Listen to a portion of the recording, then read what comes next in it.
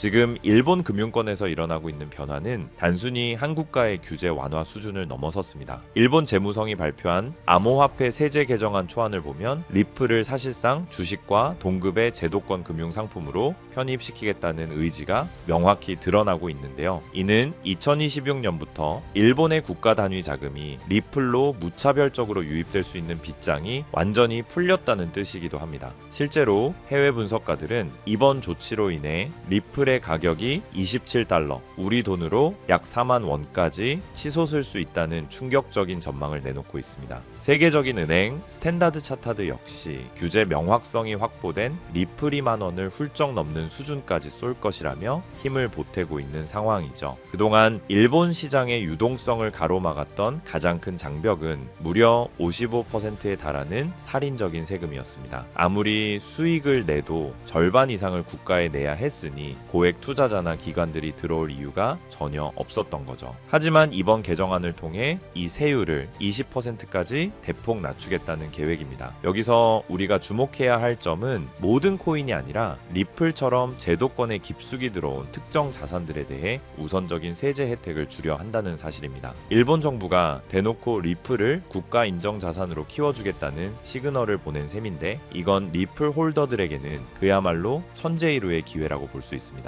일본의 금융거물 SBI 그룹의 움직임은 더욱 구체적입니다. SBI는 이미 리플 ETF를 일본 규제 당국에 정식으로 신청하며 기관 자금 유입의 통로를 뚫어버렸는데요. 이들이 목표로 하는 곳은 미국 다음으로 거대한 거래량을 자랑하는 도쿄증권 거래소입니다. SBI는 리플랩스의 최대 주주 중 한 명이며 리플과 합작 법인까지 운영하는 사실상 한 몸과 다름없는 파트너죠. 특히 SBI는 한국의 저축은행 모회사이기도 해서 이들의 행보는 국내 시장에도 엄청난 파급력을 미칠 수밖에 없습니다. 기관들이 합법적으로 리플을 쓸어 담을 수 있는 창구가 열리는 순간 우리가 상상하는 이상의 폭발적인 자금 유입이 시작될 거라는 거죠. 리플은 이제 일본에서 단순한 투자 대상을 넘어 실생활의 일부가 되고 있습니다. 일본의 당근마켓이라 불리는 최대 중고거래 플랫폼 메루카리에서는 이미 리플로 결제할 수 있는 옵션을 제공하기 시작했는데요. 이는 일본 정부의 금융과 가상자산 통합 정책이 얼마나 빠르게 진행되고 있는지를 보여주는 단적인 예시입니다. 한국이 규제로 인해 금융과 코인을 분리하고 있는 사이 일본은 리플을 실질적인 결제 수단으로 안착시키며 화폐로서의 가치를 증명해 나가고 있습니다. 대다수의 일본 시민들이 일상에서 리플을 쓰게 되는 날 그 가치는 지금과는 비교도 할 수 없는 수준이 되어 있을 겁니다. 실제 데이터는 더욱 놀랍습니다. 일본 최대 거래소인 비트뱅크의 거래 대금을 보면 리플이 이더리움을 가볍게 추월하고 있습니다. 이더리움의 시가총액이 리플보다 3배 이상 높은데도 불구하고 거래량은 리플이 훨씬 많다는 건 일본인들의 리플에 대한 신뢰와 보유 의지가 독보적이라는 증거입니다. 경제 규모 세계사 위권인 일본의 개인과 기관들이 이토록 리플에 열광하고 있다는 사실은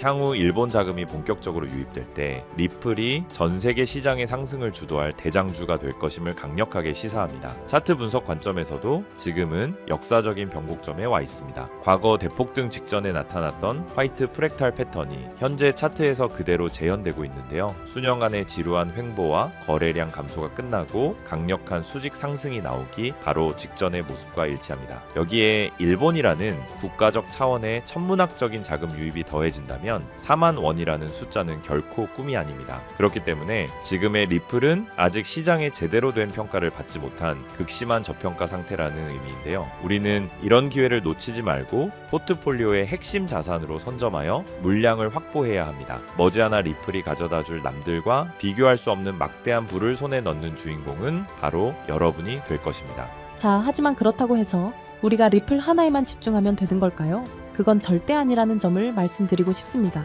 이 코인 시장에는 리플이 상승하면 그 흐름을 타고 함께 상승하는 후속 코인들이 반드시 존재하니까요.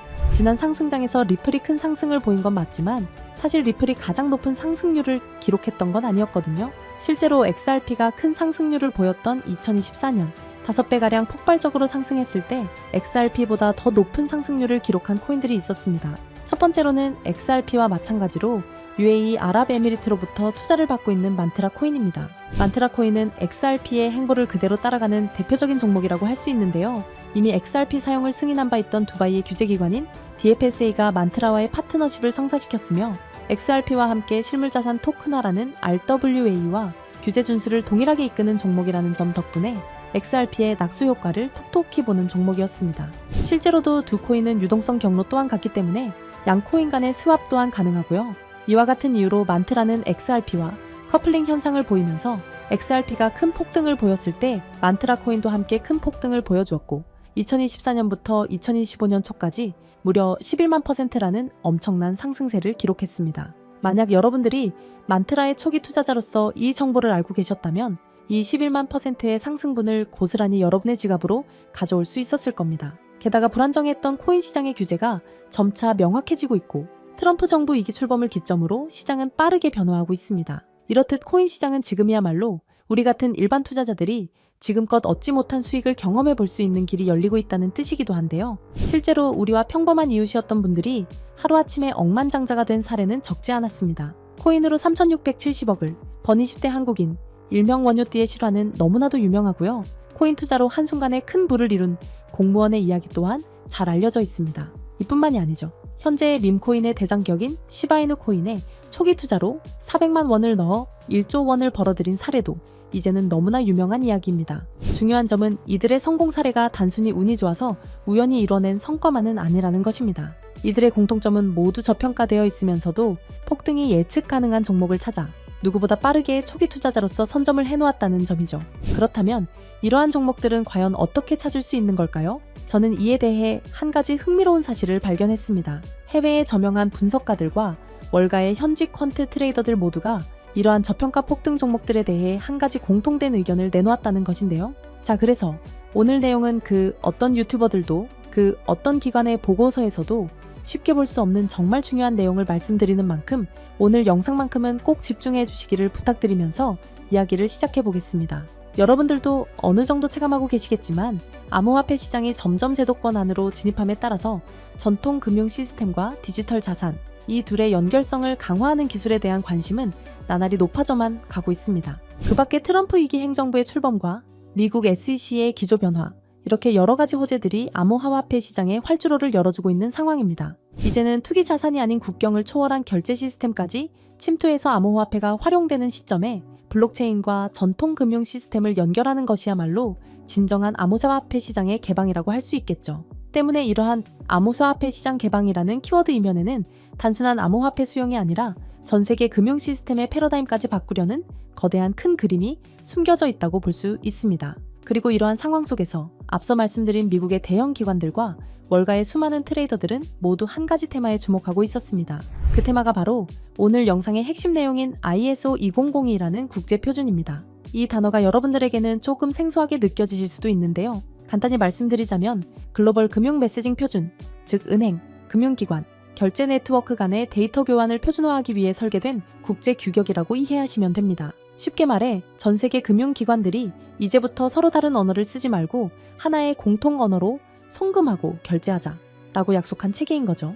국제금융거래는 매우 까다롭고 시스템마다 기준이 다르다 보니 과거에는 국가 간 송금이나 이동 과정에서 종종 문제가 생기고 심지어 거래가 중단되는 사고도 발생하곤 했습니다. 지역마다 그리고 시스템마다 서로 다른 표준을 쓰다 보니 의사소통 오류가 많았던 겁니다. 그래서 이 문제를 해결하기 위해 등장한 것이 바로 ISO 2002 국제금융메시지의 통합표준입니다.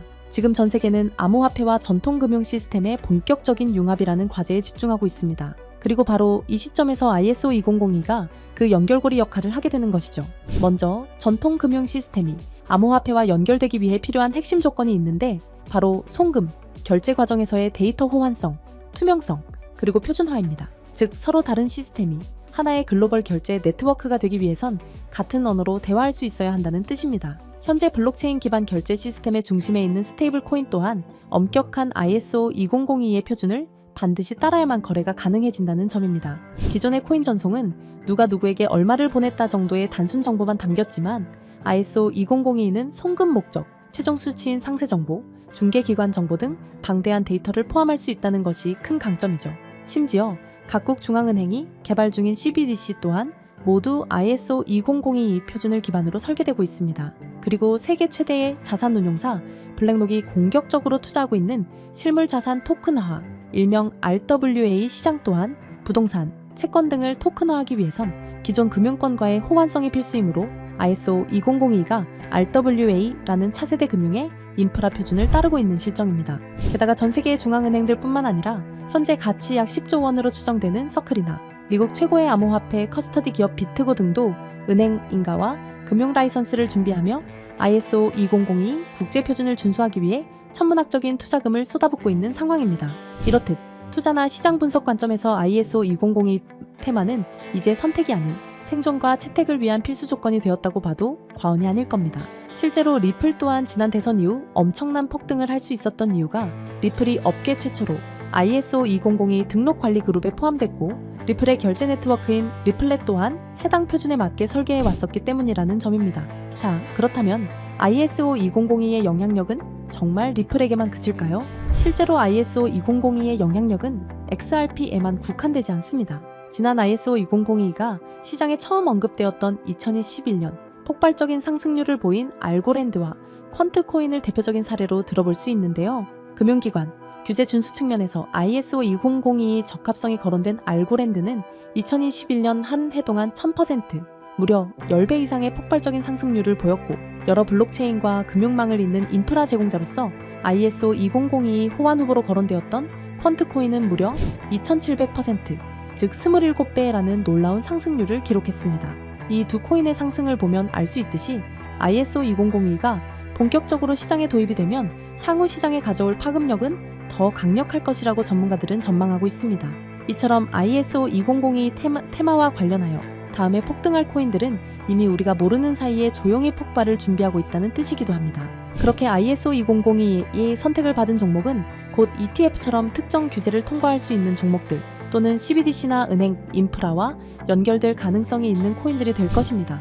그리고 당연히 CBDC와 결제 인프라는 앞서 말씀드린 바와 같이 ISO 2002를 반드시 준수해야 하고요. 즉, 지금부터는 ISO 2002 준수 요건에 가깝게 충족하고 있거나 포함될 가능성이 높은 종목들을 찾아내서 선점하는 것이 중요하다는 말씀입니다. 그래서 제가 지난 1년 가까이 분석해서 찾아낸 이 종목이야말로 ISO 2002 준수 요건을 충족하면서 기관의 주목을 받고 있는 종목이라고 할 수 있습니다. 최근 ISO 2002에 대한 언급이 많아지면서 세력들이 가격을 끌어올렸고 글로벌 금융 세력들이 직접 주도하는 종목으로 ISO 2002 메시징 표준과 완벽하게 연동되도록 설계되어 있으면서 전통 은행 시스템과 블록체인 결제를 실시간으로 연결하는 코인입니다. 심지어 최근 비밀리에 진행된 라운드에서 블랙록과 피델리티 등 글로벌 헤지펀드, 그리고 기존 금융권, 엘리트 세력이 조용히 지분을 확보했다는 소식도 들리는데요. 때문에 월가 내부에서조차 프로젝트 레이트라 불리는 이 프로젝트가 공개되면 기존 금융 인프라를 대체할 숨겨진 연결망으로 자리를 잡을 것이라 예상되고 있습니다.